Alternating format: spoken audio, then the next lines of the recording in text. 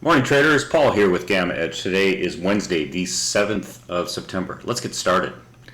Pause your players here, read this to the end. If you agree, hit the play button. Summary for today, everything's still in a downtrend. That's probably the biggest thing to realize. We do have confirmations occurring in the cumulative tick. That's pretty evident if you're following that. We suggest everyone should follow that. The wing charts are clearly bearish.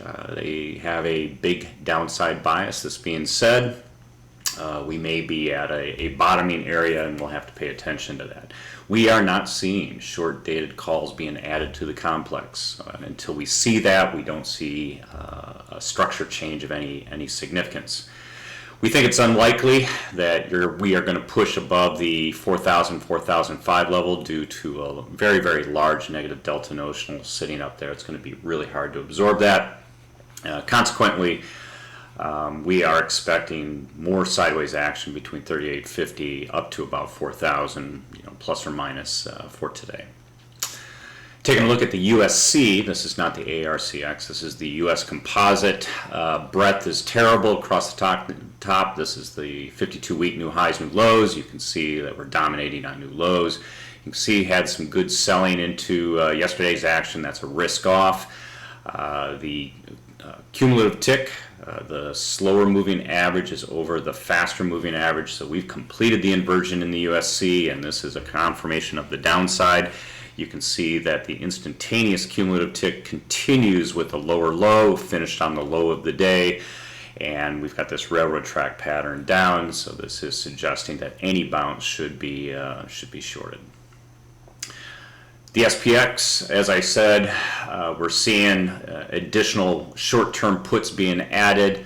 The SPX A, which is the AM settled, is not really showing any change in the call structure. Some additional negative short-term gamma being added here.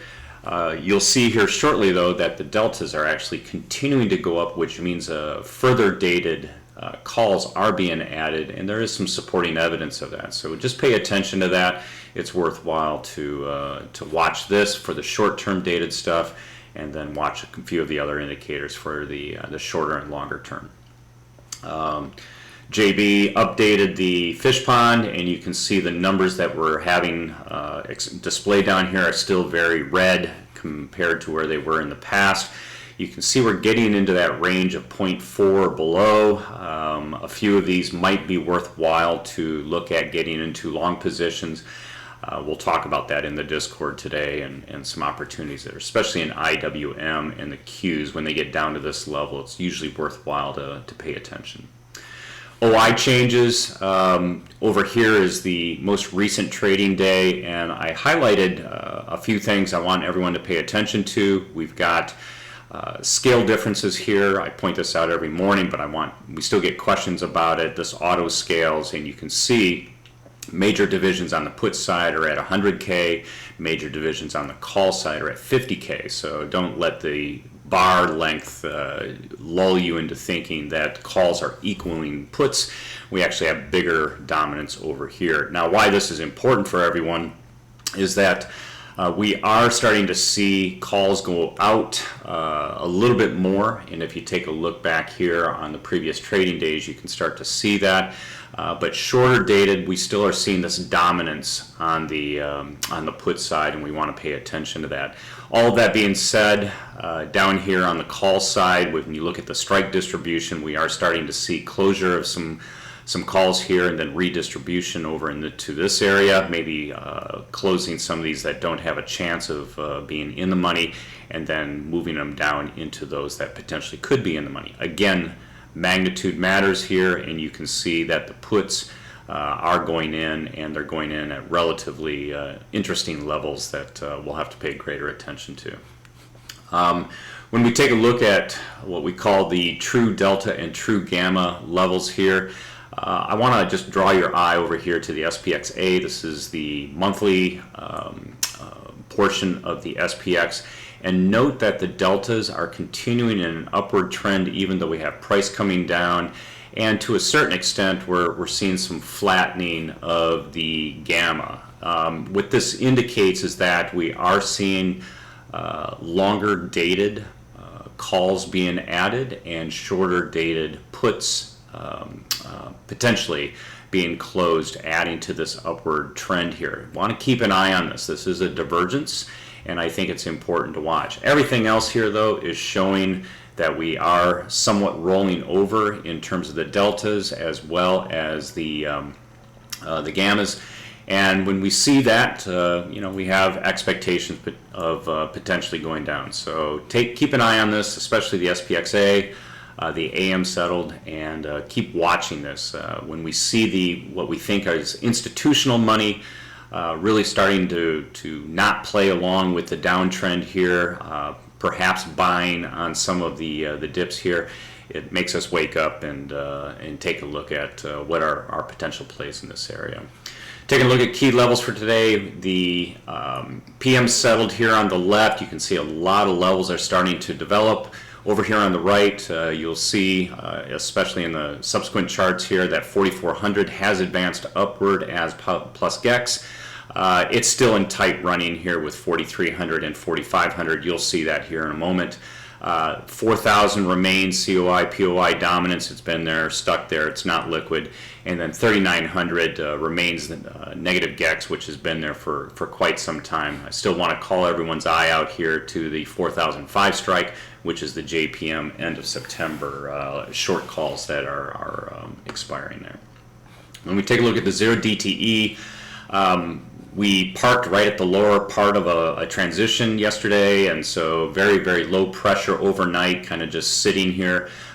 We've got these transitions back and forth, which give the dealers very low exposure in terms of both delta and gamma, so we think that's important. Upside 3970 is where we have a dominant expiry today, and then you can see 3900 and below really start showing that moneyness of the entire structure flips. We are still net negative in the overall gamma, and if we move down into this area, it becomes somewhat of a slippery slope, but the pressure, the magnitude today is not very large, and as a result, we don't expect a lot of pressure from the 0 DTE.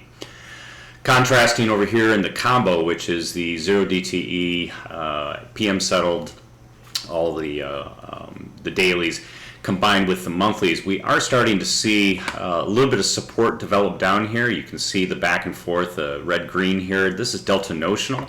And when we see this, starting to see this build more and more green, we pay attention, because this is part of the equation of having that support down below us, and we think that's important. You can see above us, though, we still have a lot of red, and I want to draw your eye here to this 4,005, 4,000 level, which is just almost insurmountable. There is no precedence in our history of being able to close above this. This is a lot to absorb, and remember, it's cumulative for the dealers to walk up this the chain structure and be able to transact those monies and deltas. We just don't think it's going to happen today. Here's that COI and POI sitting here at 4,000. They're unchanged, and you can see where we are here at 3,900. This is a fairly significant level in both terms of negative gamma and negative delta notional. There is precedence to take these out, though, so don't be lulled into thinking that 3,900 is not breachable. Just like yesterday, it certainly is. It has grown in magnitude. There's no question about that. So that the at-the-money puts are definitely rearing the head, and you can see here the 256,000 puts are growing. But nevertheless, we think it's going to be harder and harder to push down towards the 3,800 level as we go south, just because of what we're seeing in the net delta notionals here.